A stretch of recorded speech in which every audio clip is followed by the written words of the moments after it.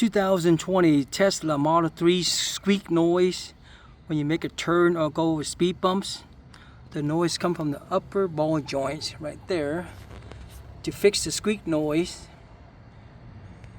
you take a razor blade, you cut right here, just a little tiny hole, enough to put the straw.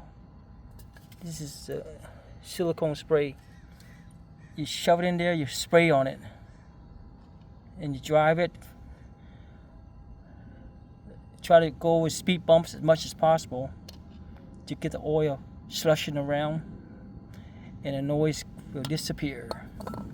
And that's how you fix that squeak noise.